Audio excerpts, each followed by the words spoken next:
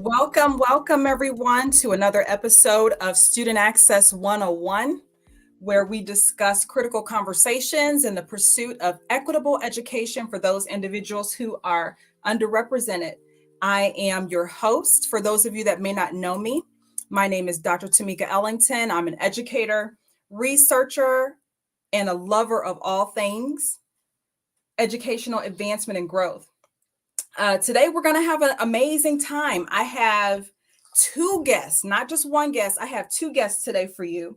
Today is a celebration of fearlessness, of integrity, of ingenuity, a celebration of resilience, and overall excellence, a celebration of fire. And for those of you that have watched my videos, that have seen me in attendance during a speaking engagement, you all know how much I love talking about fire. Fire is that thing that we have inside of us that keeps us going to strive for whatever it is our goal might be. And so I want to talk a little bit about today how to develop that fire and how to keep that fire burning.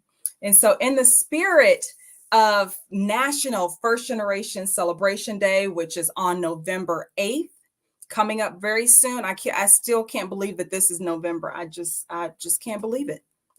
Time just is waiting for nobody.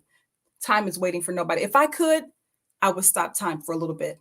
My son, my 10-year-old, had an assignment when school first started, and his teacher wanted him to talk about what type of superhero he would be. And my son said, well, Mom, what kind of superhero would you be? If you could be a superhero, what would you be? And the first thing I said to him was that I would be the kind of superhero that could stop time. And his response was, well, Mom, if you stop time, you're going to freeze me. I'm going to be frozen. And I said, well, you'll have to be frozen for a little bit so Mommy can get her work done or get whatever it is she wants to get done. But if I could stop time, I would stop time just slow it down just a little bit. But, time waits for nobody. So November 8th is coming up very soon. And I have assembled a fire-filled duo for you, first-generation student advocates. First-gen students, for those of you that don't know, are individuals who are the first in their families to go to college. These students that are first generation, they come with a lot of struggles, lots of different types of challenges that go along with being first. And both of my guests work in various ways to support the efforts of first-gen students. And in the work that I'm doing with first-gen students, the speaking and the training in schools, I've developed an incredible group of friends, people that support me, people that I support, accountability partners. And these two people that I have for today are those individuals, are friends, accountability partners, people that have a similar goal in mind as I do. And so Dr. Nguyen Griggs, he and I met from another first-gen advocate, and we connected and became friends. And Dr. Griggs is probably one of the nicest people that I've ever met. He's such a sweet guy. His heart is so kind, and he has such a passion for students. And the next guest is Dr. Michael Finkley.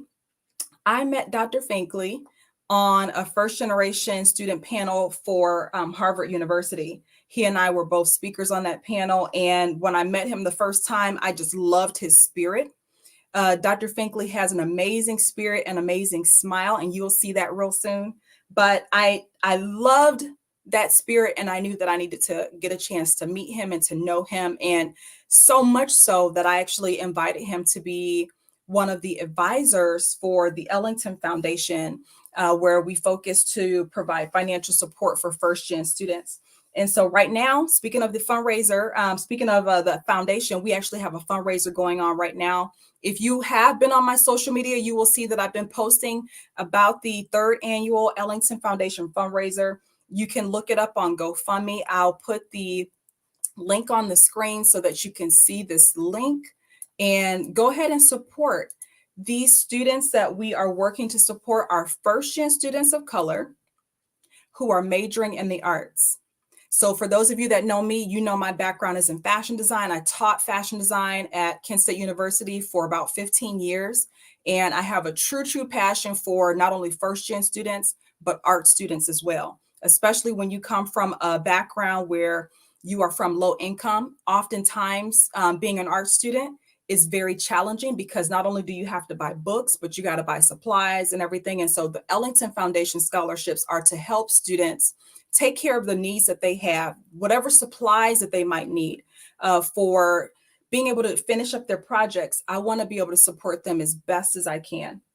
And so if you would go ahead and go on and support the third annual Ellington Foundation. And so Student Access 101, I give you my guest today.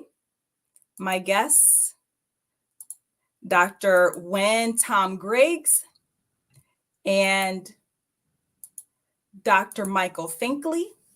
Make sure that you unmute yourselves. Thank you both for being here. You guys, I admire you so much in the work that you do for first gen students. Can you hear me? Thank you. Yes, I can hear you. Yes, yes. And I'm going to read your bio so that everybody else can know about the amazing work that you do. And Dr. Nguyen Griggs is a native Houstonian. Is that how you say it? Houstonian?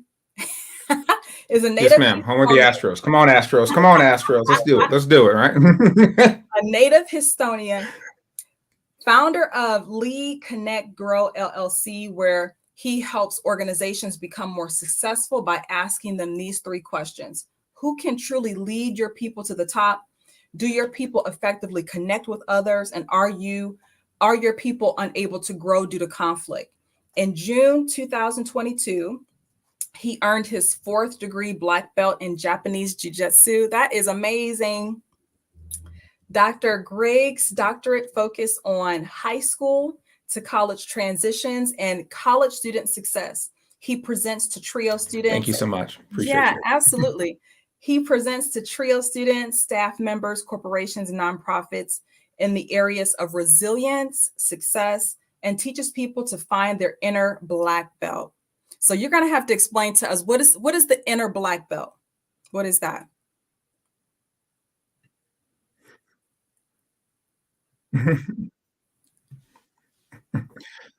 So real quick, when most people think of Black belt, these different ideas come to mind, but generally it's about discipline, focus, resiliency and toughness, but also the ability to carry yourself in good situations. So I think that everybody has that within them. We look at it in different ways, but I think there's a way that we can bring that out in people.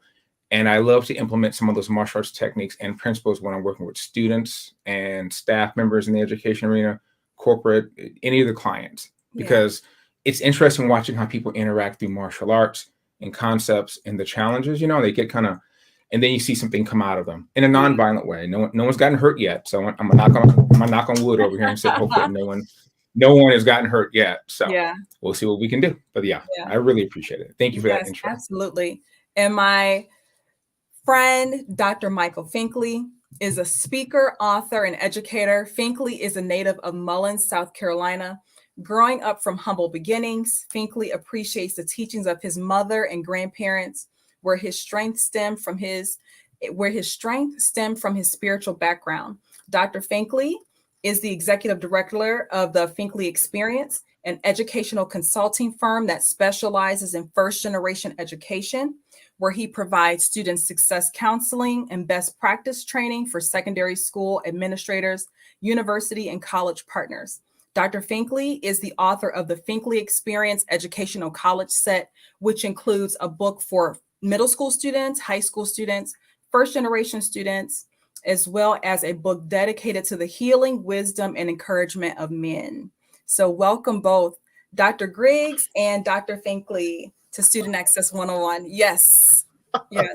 Thank you so much for having me. You're welcome. You're welcome. And I just want to say that you have inspired me so much, Dr. Finkley, because for those of you that don't know Dr. Finkley, please look him up. He has an amazing show called The Finkley Experience, right? Isn't it your podcast, The Finkley? Yeah. So the show is called The Michael Finkley Show. Yeah. The Michael Finkley Show. Okay. Mm-hmm. Okay.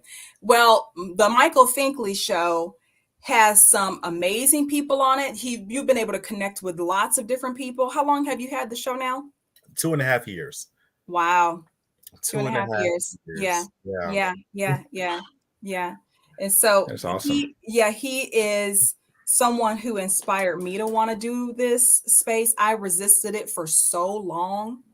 I resisted it for a long time. I kept having people say, you need to do a podcast or you need to do, have a show. I'm like, I just don't want to do that. I just did not want to do it. And so finally, spirit hit me and was like, you just better do it. You got to do it. And I'm happy to say that I have been consistent all year long. This is my first year, consistent all year long. I started at the beginning of the year, and I'm excited about the fact that I've been able to maintain this, and I've actually enjoyed it much more than I thought I would. So yes, absolutely. So we're going to jump right on in, and I'm going to be posing some questions to the both of you. And some of these questions that I'm going to be talking about will kind of help set the background for who you are, where you come from, and why you made some of the decisions that you made. Both of you all were first-gen students, right? Is that right? Yeah, yeah. And so mine's a little different. Okay. I have an older brother, and I think this will kind of tie in. I think you both, and a lot of people can appreciate this. My brother went to college, but let's just say through certain circumstances, he was not able to complete college. Mm-hmm. So I'm the second one to go, but I'm the first one to complete. And I'll tell you later, but that's how I ended up going for undergrad, a master's, and a doctorate. There's a whole story behind that, but I'll keep it short. But I understand. But yes, ma'am, absolutely. Yeah. So the term first-gen students is defined lots of different ways, but the typical way is if you have not had parents, like if neither of your parents have gotten a college degree, then you are first gen. No matter where you fall in the sibling line, if you have parents that have not received a college degree, you are first gen. Yeah. Yes. Okay. Yes. True. And then may I add this as well? Please. Because a lot of universities define them differently as well. Yeah. They may look and say you're first generation because your parents didn't receive an associate's degree. But then the other one may say you're first generation because your parents didn't receive a bachelor's degree. Right, so it just depends on the definition that the university gives. So absolutely, it could be yay or nay. Right. Absolutely. Yeah, it's true. Yeah. So what was growing up for you like? What was your family life like? Dr. Finkley, you want to take that one first? All right, I'll go first, right? Yeah. So humble beginnings. I grew up in a very small town in Mullins, South Carolina, very small. We're between Florence, South Carolina, which is the largest city, and Myrtle Beach, South Carolina. So just kind of in that range. And so my father wasn't in my life as he needed to be. So was my mother, my sisters, and my grandparents. And so my mom always taught my sisters and I to aim for a career. And when you're younger and your parents say things like, you're not, okay, whatever you say, right? I wasn't really listening at the time, but it really honed in on me when I got to college. And so my mom was that person where she did radio for almost 20 some years in our Did she really? She did. So that's where the show aspect came from. Yeah. And she always corrected our speech when we spoke incorrectly, or she was a stickler when it came down to spelling. And so all those different things, I didn't know that was helping me along the way to be where I am today, but it did. It really did. And so education was really big for her. My sisters, I always say this now, even at the age of 33, I'm like, my sisters are way smarter than me in grade school. They were in AP classes and honors. And I hated to read, hated to write. And I was just barely passing those CP classes, those college prep classes to graduate from high school. And so my perspective changed when I got to college and I went to my HBCU and I found myself and I found my voice. And I said to myself, Black people can have good things like this. They can drive like this and go there and have this. And I want it all. I want it all. And I'm still striving to have it all. As those people, professors that we still keep in contact today, they still encourage me and inspire me. So that was life. My mom always encouraged us to go after it. She never said, you can't do that. She always said, go, do it, have fun. because she always said that she didn't want us to be raised the way she was raised. Yeah. Kind of restricted in finding that herself. And so she's just like, go do it. So with that mentality, every step of the way growing up, and even currently, I'm like, I'm gonna do it. I'm gonna go do it, right? Yes. I can either say yes, it was great, or yes, it was not great, right? Or it was great. So I can say all these different things. So it's still not away from Mullins. Yeah. Dr. Griggs, what was life like for you growing up? Yes, I'm sure. So mine was interesting in that as you can tell from my name, my mother is from Vietnam. So she was a child of the Vietnam War and all the social political stuff that was going on there. My dad grew up in Bay City, Texas, which is about 80 miles southeast of Houston. He was born in 1944. So I told people that he grew up in the era, like we were saying previously about our families, our parents, of segregation, Jim Crow. He did pick cotton. I tell people, and they were sharecroppers. So I told people I am the son of a black sharecropper and a Vietnam War refugee, for lack of a better word. Wow. Now, my dad went in the Army and he met my mom over there, and he came back and sent for her later. My older brother has a different dad. So if you ever see pictures of us, we don't look anything alike. And so my parents were high school people, and that was it. My dad, a lot of people resonate with this. My dad's what you call country smart. He had a lot of common sense. He loved working with his hands. You know what I'm talking about. Yeah. And he didn't want to see school as an option. He also didn't see like, well, I'm in a small town. I'm going to end up dating her and marrying her. Like, I want to do something different. So he took the ASVAB, tested off the charts for mechanics and engineering, went to Vietnam and said, hey, you're really good at fixing stuff. So we're not going to put you in the infantry. We're going to put you out there fixing things. So that was my dad's way. He always was a proponent of work smart, work hard. But he also was like, if you can find a better way and you're not messing anyone over, do it. So those classic old school, hard work values. Yeah. My mom, if you know anything, especially and people, when I say this, people completely understand. If you have like the hardworking Asian businesswoman perspective, that's my mom. So, so I had two very hardworking dynamics, and like in Dr. Finkley said, where my mom and dad didn't necessarily correct our grammar, they sure as heck made sure that they corrected our behavior. But we know what that's like too with parents. They wanted us to succeed, and they wanted me to succeed.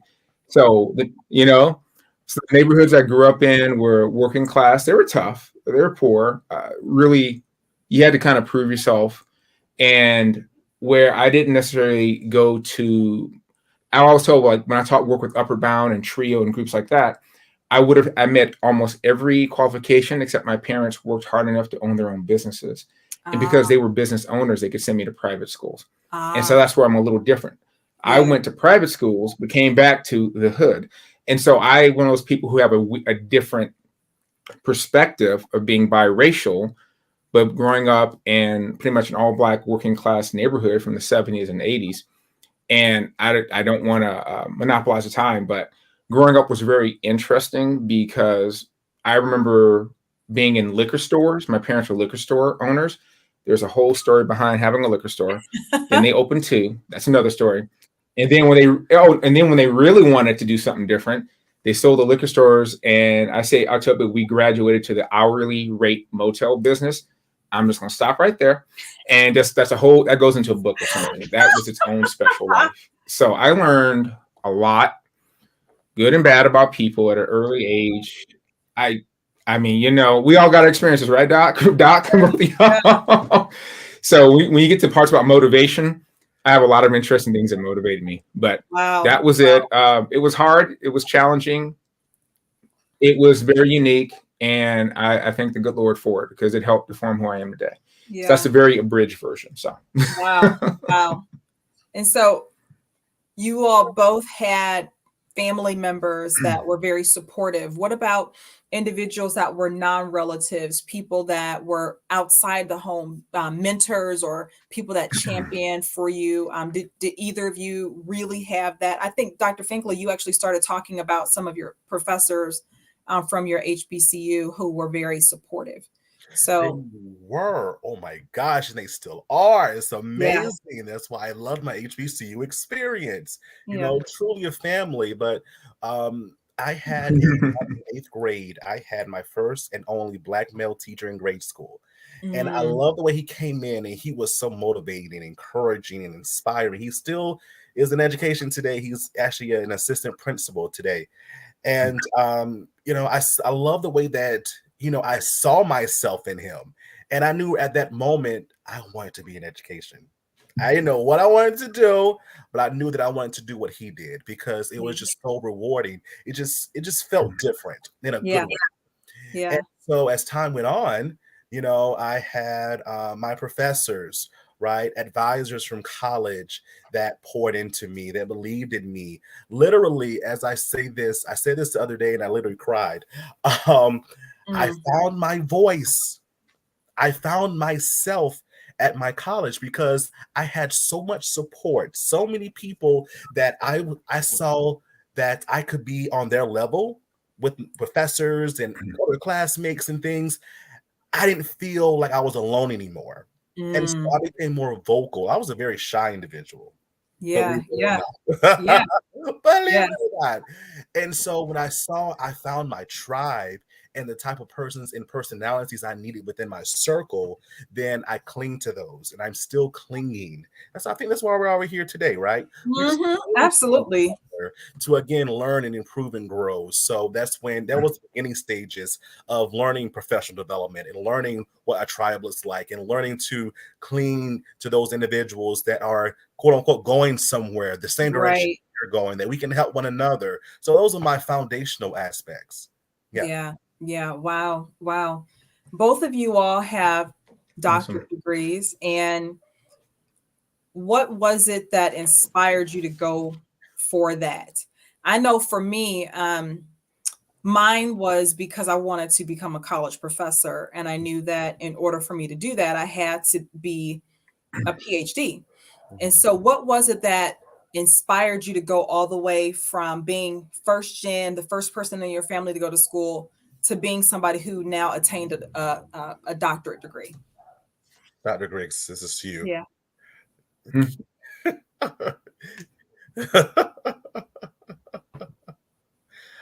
So, alrighty, I guess I'll go first. Oh, go ahead. There's a Oh no, weird lag. I apologize. Oh, oh no, you're oh, fine. okay. You're fine. Go ahead, Hey, sir, please. what we said in the beginning, right? Technology, right? Right. What can No we do? problem. Go What ahead, can Doc. we do? Yeah. I guess I can going back to my experience in college, right? Where I saw people that were amazing. I didn't see this in Mullen, South Carolina, right? I saw persons that were factory workers and custodians, and there's Mhm. nothing wrong with that. They were Right. the Right. best. They were the best at what they did, right? My Right. grandparents were the best factory workers ever. My Yeah. my my biological father was the best custodian and maintenance man that he could be. And that's where I learned that aspect from. If I'm going to do it, I'm going to do it well. I'm Well, going to do it well. absolutely. And so Absolutely.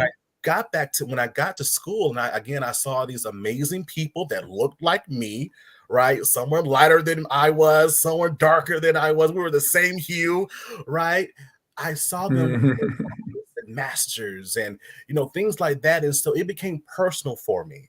It was Mm, at one point it was I want to get this because I want to teach on this level or I want to have this status. But as time grew, it became personal for me. And that's why I pursued it. It was just like, okay, you know what? I want this for me. yeah. I Yeah. want this for Yeah. me. I want this for Yeah. me and no one else. Right. Yeah. So I can say at the end of the day, hey, I accomplished this. Yeah. This is Yeah. how Yeah. Yeah. so Yeah. Very true. yeah. Yeah. I Yeah. think for me too, I always wanted to be an example And for my family, just be an example. That's another reason why I did it. Dr. Griggs? right. Yeah. So likewise, I can kind of answer the two questions in one. Like y'all, when I got to college, I met some really amazing people, and I had professors, diverse array of people who inspired me and spoke to me in different ways. So they mentored me and pushed me. So to kind of answer that question, and actually that led to when I got my MBA I did the corporate thing, was not a fit for the corporate environment. I can tell you that right now. What they say, know yourself, know your strengths, know your weaknesses, and play to them well. But I love teaching and education. I never had a problem necessarily speaking in front of people. And so it just kind of happened that way. And I was without a job for a while. And one day my mom was like, honey, why don't you just go look and see if you can teach at a community college? And I did. And sure enough, I applied, and I ended up having no positions over the summer. And when school was about to start, to like 4 positions. And I'd never really taught formally. So it was a fast, quick learning curve, but I loved the challenge. And after my first semester going into the spring, one of my bosses, nice guy, he has a doctorate degree in economics or what have you. He was the chair of the department. He's like, Nguyen, so how are you liking it? I'm hearing good things. He'd sit outside your classroom and just kind of do the old sit outside and listen to you, kind of review to give you tips if you need them. I said, it's really great. I think I could do this for a living. I think I'd found my passion, my calling, which is education. Yeah. And I asked him, how do you make more money at this? Because I was an adjunct at the time. And till this day, you both will probably laugh when I say this. He goes, well, you can get more classes, but if you really want to get more classes, all you need to do is just go get a doctorate degree. Just go get a doctorate degree. That's like saying, just go down to the store, get me a loaf of. He said it just like that. I said, okay. And I applied. Woo, did I not realize what I think people with doctorate degrees, EDD, PhD can always share the same story of like, hey, so how long did it take you to finish yours? And every time they get to me, I'm like, you know the old rule about 10 years? I was 9. Just made it in there. So, but what do we tell people at the end of the day? I'm Doctor.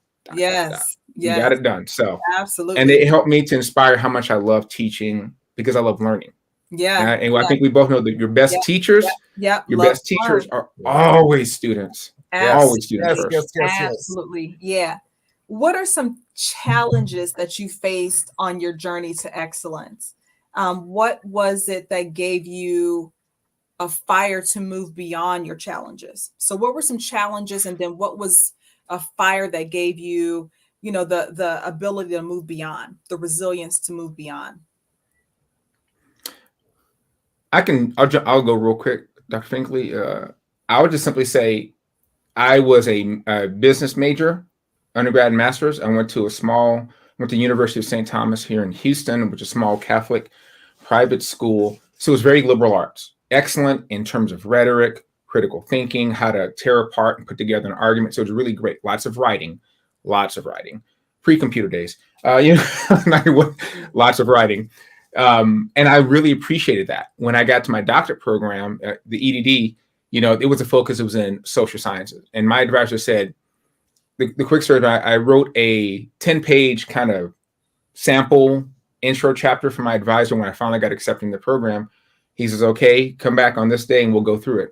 And he went through it with his highlighters, and it looked like he was a kindergarten kid. He was marking everything. This goes here. Just get rid of this. This is just junk. What are you trying to say here? I mean, I'd never been torn up to my face like that, page by page by page. Okay. Yeah.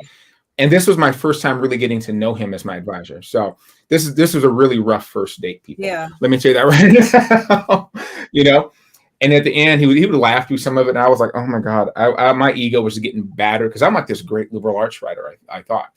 And at the end, he told me, he goes, this is good if I wanted fluff.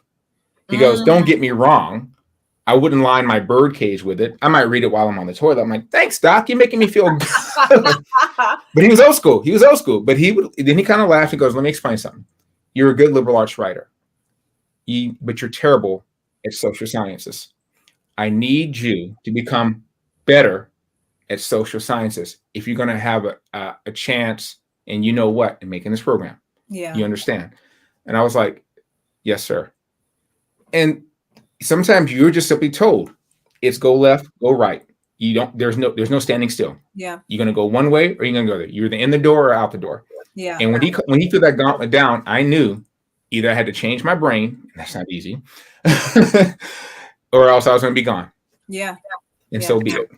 Yeah. What about you, Dr. Finkley? What were some challenges that you faced? Yeah.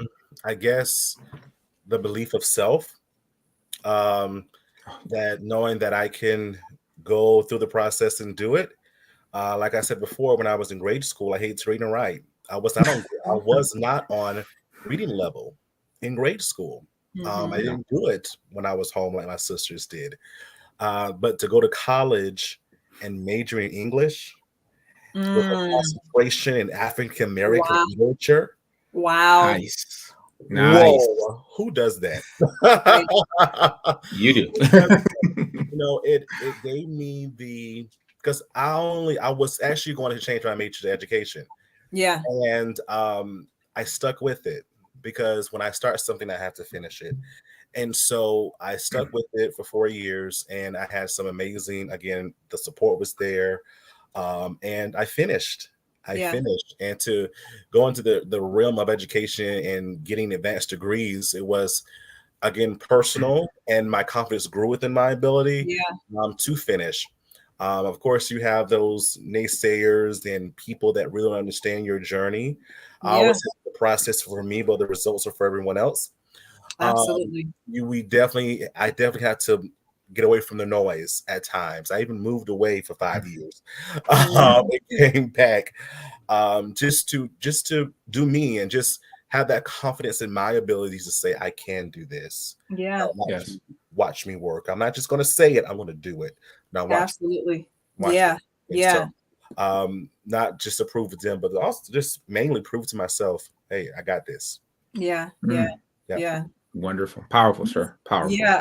And it's one of the things that is so critical to unpack there is when you were talking about wanting to make sure that you proved it to yourself that you could do it despite what other people were saying. And that is really important. That's something that we always want to talk to and tell our students that no matter what anybody else says, you have to believe it in yourself. And actually, I just had this conversation with my son, my 13-year-old. I have two boys, and I was taking him. I planned on taking him to this program that they have here in Akron, Akron Early College. Akron Early Mm. College, yeah, yeah. Do you know about early college? Like I like, do. yeah, yeah. Early college, dual enrollment, all that kind Right. of Yes, thing. yes, Yep. yeah. So I Nice. had envisioned my son being in Akron Early College. Mhm. So yesterday was the meeting for Akron Early College, and I told him that we were going to go. And he was like, "Well, Mom, why are you taking me there?" And I Mhm. said, "Well, because I think that it will be a great idea for you to get some, experience. You will be able to earn some college credit." Mhm. He said, "Well, Mom, I'm barely making it through honors algebra. I don't think I can do college classes." Mhm. And I said, "Well, if you don't think you can, you're right." I said, "But if you think you can, you're also right." I Mhm. said, "So you have to make the Mhm. choice." And he argued and argued and argued, talking about why he was not qualified enough to be in Akron Early College. So I said to him, I didn't end up taking him to the meeting. And the reason why is because I wanted to be his choice. I told him, I said, Yeah. "You have a choice to be excellent or to be mediocre." I said, "Which one do you want?" Wow. Mhm. And he was like, "Well, I don't even know what mediocre mean." I said, "Mediocre means average, like everybody else. Mhm. Do you want to be average like everybody else, or do you want to strive for excellence?" I Yeah. said, "Mommy cannot make you excellent. You have to want excellence for yourself." So I didn't take Yes, him, ma'am. and I was a little heartbroken about that, but I have to give him the space so that he can come into himself instead of me forcing him to do things. Exactly. So that was a hard little Yes. conversation yesterday. Wow, but what would you say you're most proud of to date? One of the things that I can say that I am most proud of is the fact that I got to a point in my career, in my life, where even if I was afraid, I still did whatever it was I wanted to do. Mhm. And I got to a point in my life where I didn't really care what other people thought. Yeah. Those two things changed my life, totally changed my life. And so I would love to know, like, what is something that you're the most Mm. proud of about yourself? I must go first. Yeah. So I've been preaching to the masses forever. Mhm. I am living in my biggest dream. Awesome. That's where Yes. I am, and I must elaborate on this. Okay, so with my consulting firm, I am going speaking with Mhm. Trio students, Gear Up students, and doing professional development. I'm traveling with this, right? And they're paying me to do this.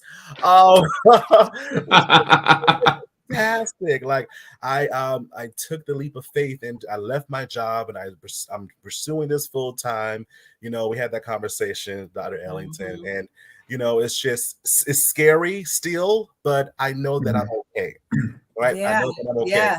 And then also with my show, I started my show based off my consulting firm where I wanted to bring in, you know, college persons on, you know, admissions and all that kind of good stuff. And then it kind of spiraled into its own thing where I'm now talking with I was about to say, you got celebrities on there now, honey. Awesome. And that in itself just still surprises me. Like, you want to talk with me, right? I'm talking with celebrities that are talking about their newest books or sitcoms or movies. I just went to the Stella Awards this past summer, interviewing gospel artists, and now I'm using my platform for my students to say, expand your horizon, right? Yeah. You don't have to be a product of your environment, right? If you want to be that next actor, that next whatever that looks like, right? You can do it. Look at all these people over here. If they can do it, you can do it too. I was able to, at one of my trio programs, I was able to bring in one of my speakers, Trinice. She was on American Idol. She just sung the song for the new Sherry daytime talk show theme song. Nice. And she was able to come and just say, hey, I started from this, but now I'm here. You can do it too, right? So that is what I wanted to use my influence for, and it's working, and it's growing, and students are now saying, "I want to fulfill this, that, and the other." Even with my show, I was able to write my own theme song this year, and it's called "Biggest Dream Come True," and I'm singing it as well. And this is something I knew you were a singer. You just the way that you speak, you just seem like you are a singer. I was going to ask you, are you like in theater or like musical theater? So or something? Because you seem like I'm sorry. Yeah.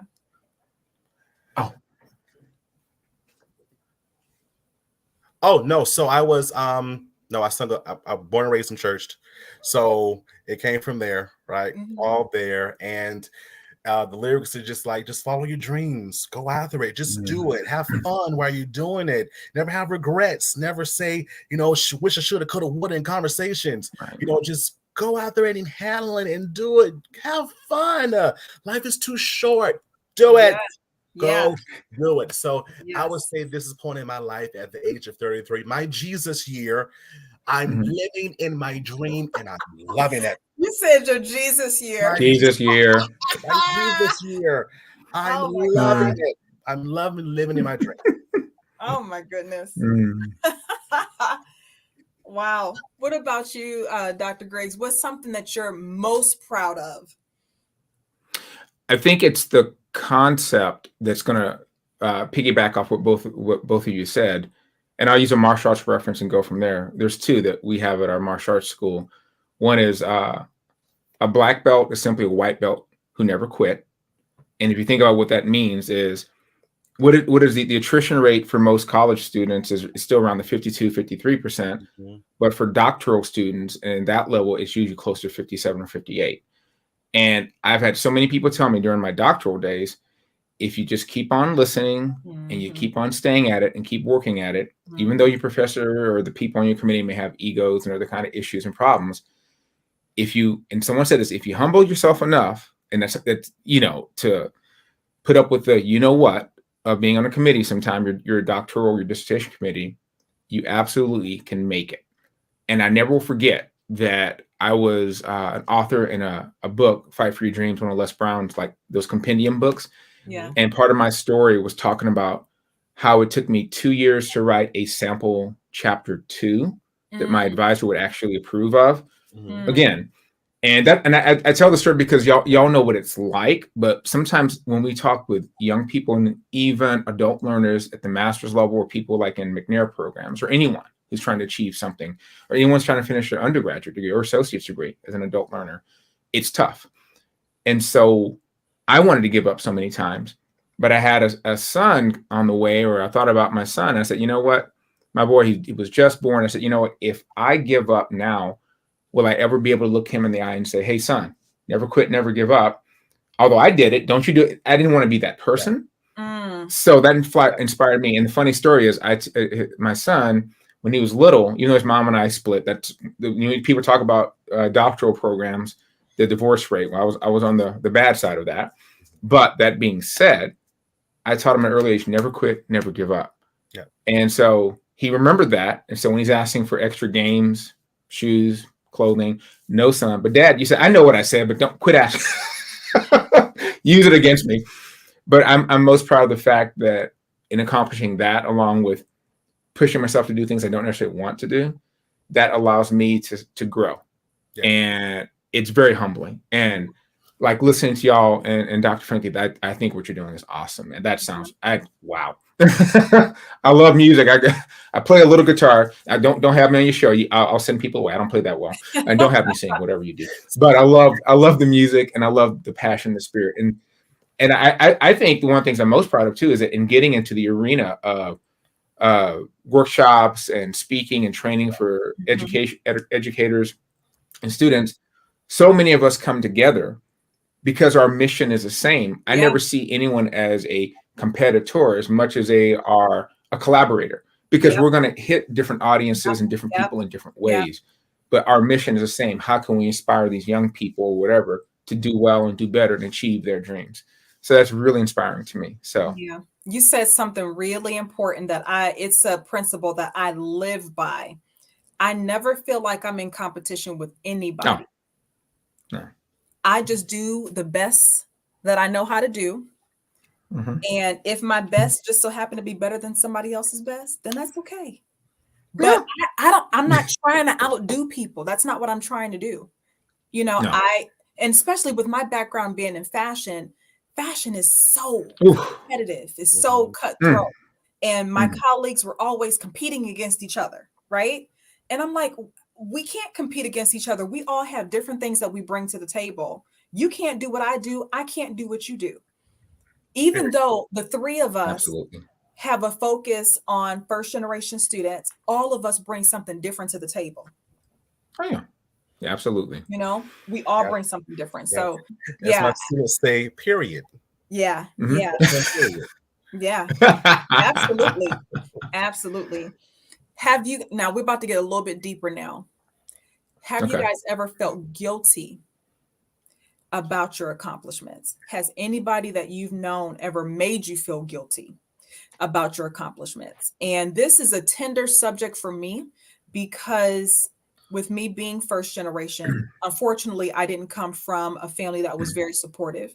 I am the black sheep in my family. I'm the outsider in my family. I'm still, unfortunately, the only person that's gone to college in my family. And so sometimes I'm the one who's unwelcome. Let me just say, right? But because of that, it was a tactic to make me feel guilty about my success. So I had to figure out how to get over that real quick, right? So is there any situation in your life where you felt guilty about the success that you've had, or others have tried to make you feel guilty about it? Dr. Finkley, you look like you got something to say. Yeah. At one point, yes. In accomplishing the things that I want to accomplish, right? I never say that I'm better or greater than the next. My family always taught me to be humble in what I do. But I'm going to give you facts, right? Come and be sideways. I'll give you facts. So my family was always supportive, still is, right? Mom, dad, sister, brother, aunts, cousins, they're always supportive. It's just those persons I went to high school with, or even college with, and they see me now and what I do. And at one point I used to dumb down what I did or just brush it off. Like, some good things. Oh no, I'm just doing me, right? I'm just doing me. I'll work to something else, right?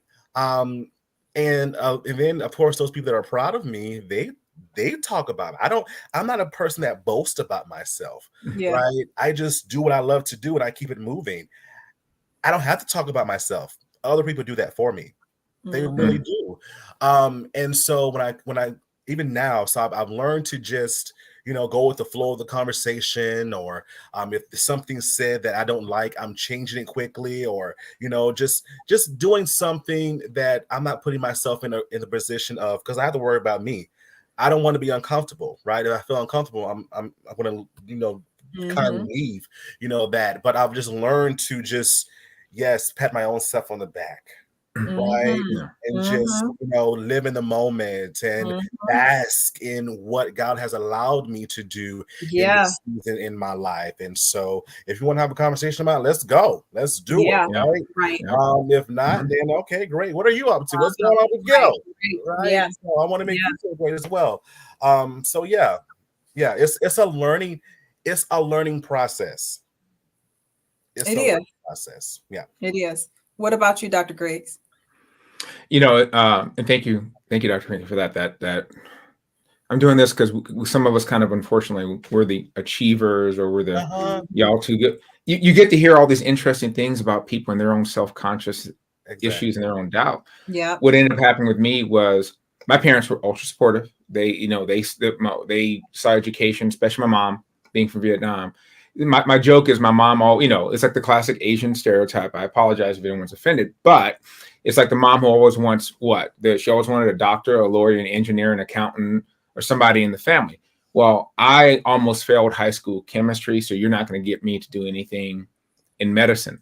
Now that I'm Dr. Griggs, my mom literally calls me Dr. Tom every time she's me. So my mom finally has a doctor in the family. And sometimes that's what you need. You need that one person who always is going to be there pushing you and cheerleading for you, who you don't want to disappoint. People will sometimes say things here or there that I knew, but I just take it as it is what it is. Your path is yours, mine is mine. I'm not going to. There's a lot of social media wisdom, like you don't need to dim someone else's light to make yours shine brighter. Those different things, and there's true. And there's a martial arts story where a teacher tells a student, he goes, "Hey, can you make that line longer?" Because a student's struggling. And sometimes he gave him a piece of chalk and he goes, you draw a line on the ground, draw something longer, draw something shorter. He goes, if you want to improve in what you do, don't try and make it shorter, make it longer. Put more depth in what you're doing. Put more time in. It matters. So someone else's journey is theirs and yours is mine. And people don't get too salty with me because you did mention that 4th degree black belt. So they tend to kind of back off a little bit. I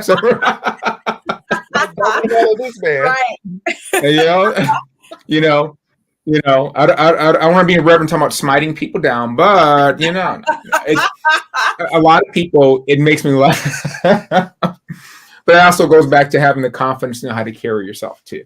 Absolutely. And martial arts, not, I like y'all. You both are the kind of people like y'all finding and wearing your black belts inside and out, and that's kind of goes back to what that question means. You know your purpose and you live up to it, and you're proud and you're caring, but you're not hubristic. And I think that goes a long way. So right. So I'm interested to know now about the work that you all are doing and how we can, as advocators for students that are first generation, what can we do to make those spaces more nurturing for our students, to make those spaces more welcoming, and to help the educators that work with those students know how to make those spaces more nurturing? Mm-hmm. Please. Man, sure thing. Okay. I'm gonna let you ruminate on that one, Dr. Finkley. I understand. One thing I will share with both y'all is that you may want to also consider is when I work with different educational programs, I'm going to go ahead and address that thing that's floating around, which is the mental health issue that everyone's kind of struggling with, especially during pandemic, post-pandemic, and all that. I think we all know that a lot of students are struggling from engagement problems, given lots of virtual learning, force mandated, which I get for health and safety reasons, I'm just saying. And no one was ready for that. And I think a lot of parents realized, you may be a loving, caring parent, but you're not that great of a teacher. And that's okay. That you didn't have to be a teacher. It's not easy. And so there's a lot of those disconnects. So one thing I encourage a lot of educators, peers in the education industry, speakers, workshop facilitators, all the work we do is when we're sometimes connecting with potential clients and we're doing these workshops, maybe we can ask about, since a lot of TRIO and like Europe programs, a lot of them are on college campuses, see if you can work through your trio or your educational facilitators and see if you can get somebody maybe from counseling and testing to also be there, because there is a lot of hurt that people are struggling with that they don't even know it's there. Yeah. And I think that one thing we can do to add to what we do is use the resources that are there. And there are plenty of people who most likely would be more than happy to bring in someone else to talk about some of those things and some of those issues that let sometimes people let it out or know that it's okay to be having these feelings. It's just not okay to dwell on them or not get them addressed, kind of thing. So I think that's one thing we look at is look at the mental health piece, how we can bring in certain components.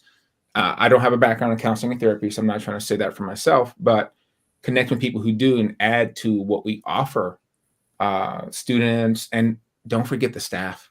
I always, in a lot of my emails with when I'm talking to trio personnel about doing work, is I'm here for the students and the staff.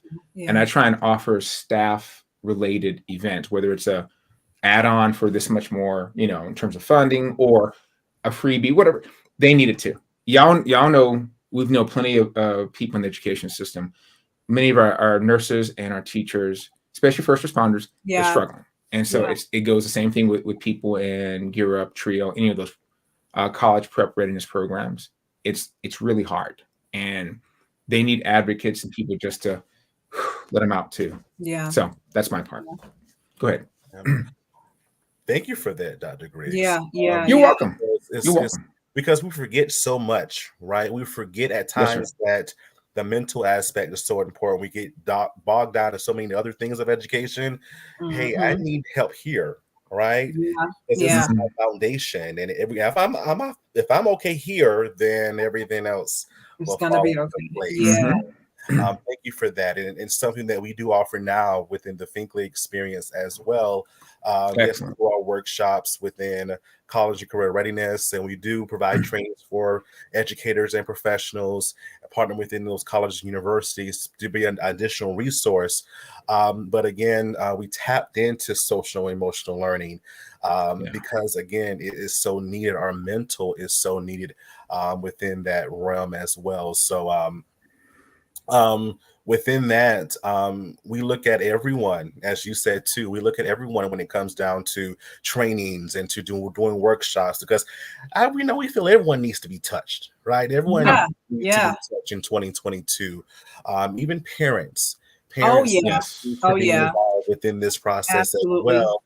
Because sometimes when when working with students, they don't tell the true story, right? Even if it comes away of an email or a text or what have you. So we involve those parents in to make sure that they have their say, and we train them, and whatever that looks like on their end. So we do a lot of customized workshops and presentations in order to fill their overall need for their definition of success and whatever that looks like. And so we always say that we're an additional resource. We're not saying we are the resource, right? We're an additional resource in order for you to fulfill your overall goal. So that's why we're absolutely.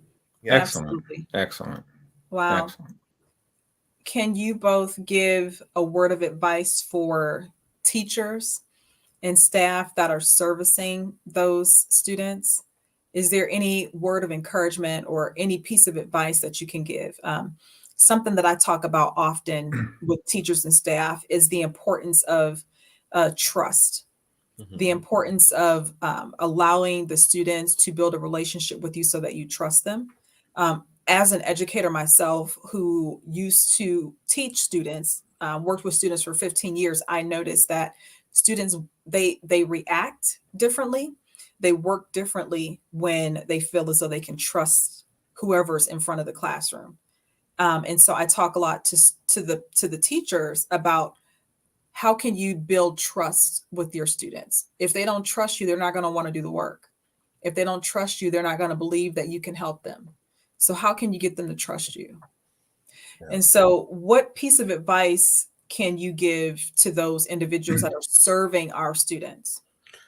I would say remembering, right? Simple word, remembering why we are in education. We know it doesn't pay, right? We know there are long hours and all the kind of other good things and other good benefits, but remembering why. I remember I did a workshop a while ago in that for educators, and I asked them to write down, why did you want to become a teacher?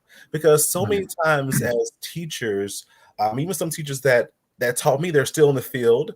Now they're going into their 30th or 40th year in teaching. They forget, because now we're caught up in this new era of education. So I asked them, why did you want to become a teacher? And they remembered, they just started writing things down and saying, oh my God, I forgot about this.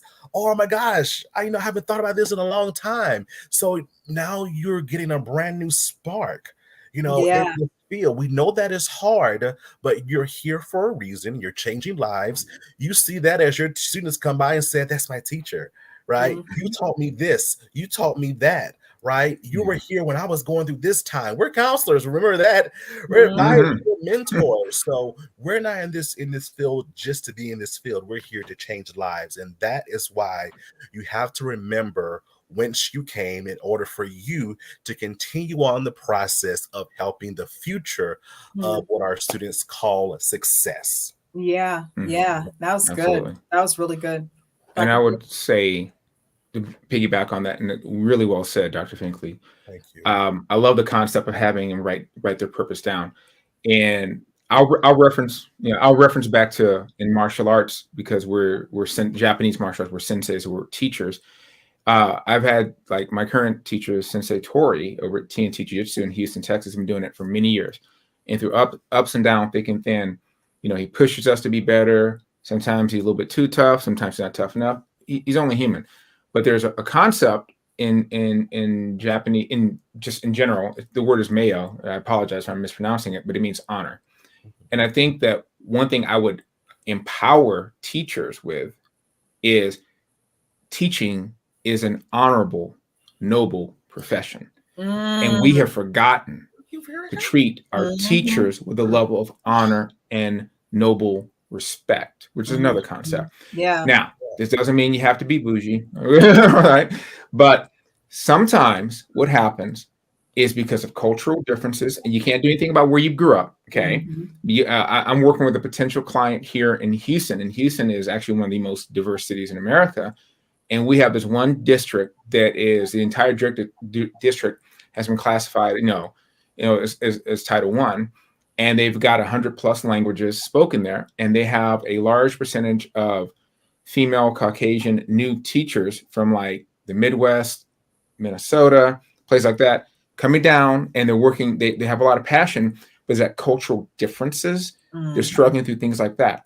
But if you carry yourself with a sense of honor, and knowing that the honor in teaching is that you're trying to be there for the students. Don't get too caught up on the title of the teacher, but on the purpose and the character of what a teacher really does and who they are. I think that helps us to kind of clear some of that out. If you really want to teach, you're willing to learn. You mentioned earlier, Dr. Finkley, SEO, the social-emotional learning components. Yeah, absolutely. That's a big thing that we're talking about in this one district that I'm trying to connect with. And if you carry yourself like that, and you kind of set that rule down, I know children can be very challenging. There's all kinds of things with kids, especially in the K through 8. There's all kinds of issues related to who's on the spectrum. If there's emotional disturbance issues, and then when you have different languages spoken, you can't tell if the frustration that child is showing is because they don't understand the language, or you don't understand them, or they have some issues. So it's not easy. But going into that, you go in that because it's a noble profession. And so carry yourself with that sense, but also expect that from other people. And it takes time. I tell people, look at your administrators, look at your fellow peers. You've got to work with each other. The teachers who've got some time in, they have to me, they kind of have the almost duty to be the mentors to the younger ones. We have in Japanese culture is kohai senpai relationship of the junior to the senior kind of notion. Who's there to help you? I know we kind of talk about being in the church, but it's kind of like the difference between the deacons and the pastors. But when you're around long enough, you help people get up to those levels. When new people come into the church, what do? You got to welcome them. Who's this? Who's that? But it helps people to understand that you're part of this community. It's part of something noble. So I would urge teachers to remember they're part of a long, noble profession. I'll finish with this. It's kind of a seemingly an off-color joke, but it's not. They always say, what's the oldest profession in the world? And everyone kind of rolls their eyes. And I said, no, that's the second oldest. The oldest profession is storytelling / teaching. Because if Absolutely. you think about it, Absolutely. how did information spread Absolutely. pre-written language? Word of mouth, through telling stories, through being Absolutely. a teacher. So it is one of the oldest professions that there is, if not the oldest. So if we continue to honor that and honor the educators and help them to honor the students and themselves and push that, I think that helps quell a lot of this a little bit.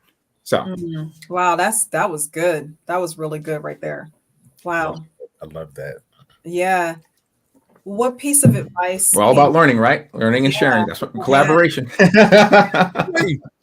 what piece of advice can you give to students? What would be something like if you had to think about yourself when you were a student that you wish you would have known, or, what would you like to say as a piece of advice for those young people that are coming up now? I would say it is okay not to know, right? But in your knowing, in your not knowing, ask questions. Yeah. Because sometimes, we are so, I can remember a time in class where I got the wrong answer, right? And my classmates laughed at me. I didn't know, but I went back and I asked questions because I didn't know. Right? People think it's not cool to not know. I don't know everything, right? I'm human. So it is okay not to know. But because you don't know, you have a right to yourself to know. So ask those questions. Don't be afraid to reach out to different people and use resources and teachers, professional school counselors, whatever. Go to the lunch lady if you need to, right? Find out what you need to find out. I feel that our students just, that's a lost art because they, quote unquote, they didn't know everything. But they're too afraid to raise their hand and ask a question. Absolutely. I like that. I do too. I like that a lot. I do too. Finkley. I do too. To run with that, I would simply say something. I'll make it brief. My parents, when my parents got here in the U.S., one of the things they did is, I never forget. My dad picked my mom up from the airport. He had to borrow a friend's car because that's how broke he was. And one of my favorite stories about them is when they put my brother to bed, they kind of sat there and they got caught up. She just got off the plane from Vietnam to San Francisco and then San Francisco to Houston. So this is her first time in America. And he felt disappointed because he didn't have everything he'd promised he would have for her. But 71, 72 was a really hard time, especially for Vietnam veterans. And being just a person with a high school diploma, he didn't have a lot that he could fall back on other than just common sense, work ethic in his hands. So long story short, my mom asked him, are you happy that we're here? And he's like, yeah, I'm very happy that you're here. She says, do you love us? Because yeah. Do you love, the situation, do you love that we're here? He goes, yeah, I do. I just don't love the fact that I don't have everything that I want to have for you. And so my mom asked him, she said, okay, so what do you want? And so just like what Dr. Finkley said, asking the right questions is also important too, correct? And he goes, I want us to be financially independent. I want to have our own business. I want to make it so we never have to depend on anyone else for our finances. And my mom's like, are you sure? He goes, yes. And so they embrace it. Okay, let's do it. And as simple as that story is, they went from working for other people because they had to saving up their money. This is old school, right? And being very disciplined. But that night sitting there, they formed a dream of how they wanted the rest of their lives to be. And, through hard work and the will of the good Lord, they got there. And so my advice to students is, it's not that your dream is so big.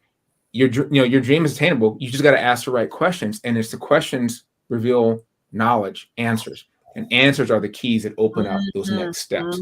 Kids love like games, right? Yeah. So like those role-playing games, you got to go open up this door. You got to go on this side quest. Is that what life is?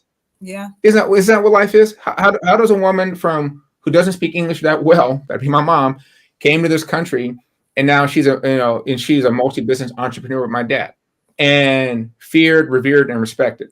Trust me, my mom was a whole nother story. But but the dream was big enough for her that she asked the right questions and she figured things out. When my dad passed in 2016, my mom had to take over the business and do things she never knew how to do, like the finances and all that. I helped her, but she knew the dream has to continue. Mhm. So I feel that that's the answer of good, tenacity, yeah. asking the right questions. It'll get you there. So Yeah, yeah. that's why I tell students, just keep asking questions, keep striving. Do not give up. Do Yeah. not give up, whatever you do. Oh my word. That's That was amazing. good. That That was was good. Thank you. good. That helped me. That was Yeah. good. Oh. Yeah. Yeah. Asking those right questions, right? Yeah. Yeah. We're collaboration. That's what we can't. Hey, Dr. T, we're here for a reason, right? All of us. Yes. Absolutely. Yeah. Glad Yeah. to be of service, my friends. Yes, sir. So, is there anything that we didn't touch on? So, our time is coming to an end and we're going to wrap up this conversation. Is there anything that you've been dying to talk about that we did not get an opportunity to discuss?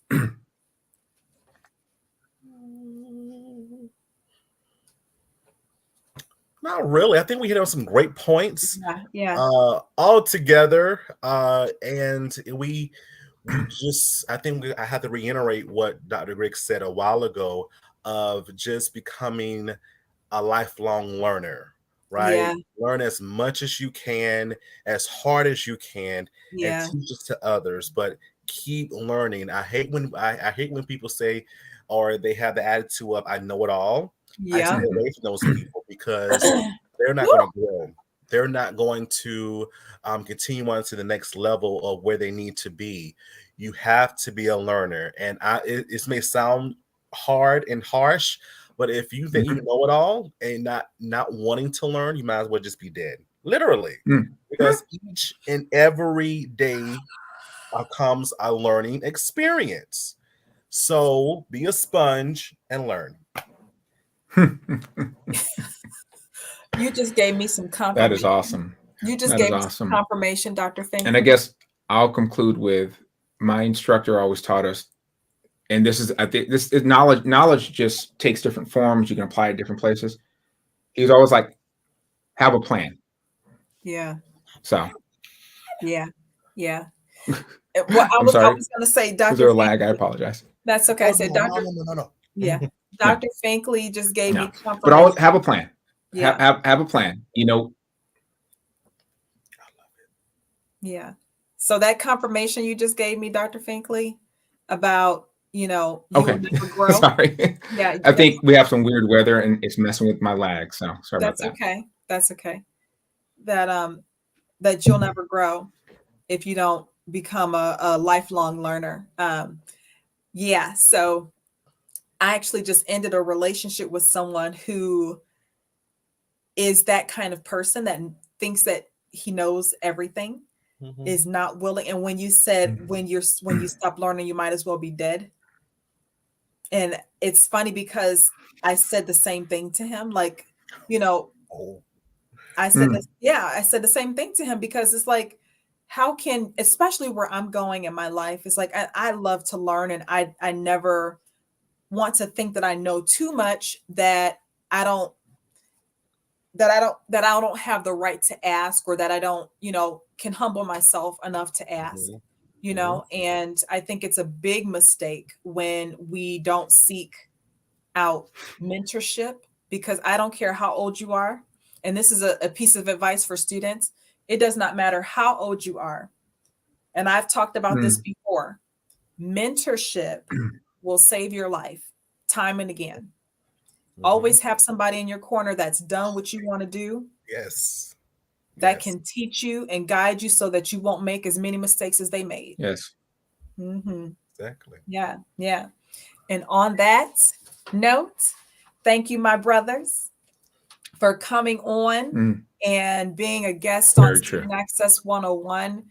I appreciate it. And I totally had an amazing time with you all. And I just keep doing the work that you're doing. And hopefully, because we've seen each other on virtual a couple of times, but we have not gotten a chance to meet yet. So I'm hoping that our stars will align so that we can finally get a chance to meet in person. Yeah. Yeah. Yeah, absolutely.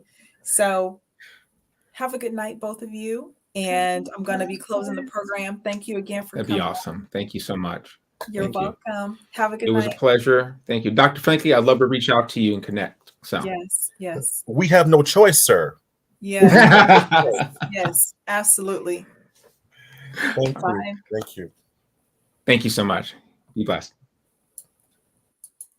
So this is the time in the episode where I talk a little bit about research that I put together in order to prepare for this episode. And so I'm actually not going to do that this time. I want to keep the energy really high because this was a celebration. This was a way for us to build on the triumphs of people who are first generation students, past and present. We are in celebration mode. National First Generation Celebration Day is November 8th. It'll be here 6 days from now. And so the guests that I had come on today are both individuals who are first generation, who work with first generation students. And so I just want to keep the vibe high. And I wanted to let you all know that this episode was brought to you all from my book, Be the GOAT, Career Readiness Manual for First Generation Students and Young Professionals. Last year, with donations that came from the Ellington Foundation, I was able to gift 30 books to Kent State University's Department of Academic Diversity. And so I would love if you all could go on my GoFundMe page, donate, give a gift so that we can contribute to scholarships for students. I can't do it by myself. And so I appreciate you all wanting to help me bless students. So please go again. You can see it's ticking on the bottom of the screen. The third annual Ellington Foundation fundraiser. I've been giving students scholarships now for the past 2 years. This is the third year, and I'm looking to build on that. I want to be able to gift more books to students, and I want to also be able to add one more scholarship. So if you have not donated yet, please go on to the third annual Ellington Foundation fundraiser on GoFundMe and donate so that we can bless students with books, give them the needed career readiness skills that they will be able to take with them and do well in their discipline of choice. So I thank you in advance for your generosity. And we're going to end this all now. This is the end of the show. So for those of you that have been listening, I appreciate you listening with me. If you enjoyed this episode of Student Access 101, please don't forget to leave a comment, like it. On YouTube, please don't forget to subscribe. We are actually coming down to the final episodes of Student Access 101. I'm going to be shifting a little bit in my positioning as a speaker, as someone who is an educator, trainer. And so we're coming down to the final episodes, and I'll have a little bit more information about that soon. But my love will always be with students. No matter what it is I'm doing, my love is always with students. And everything that I do for the advancement of education, for the growth of our people. And so together we can change the trajectory of equitable education for underrepresented students. And always remember, let's empower and educate, because there's no success without student access. Have a good night, everybody.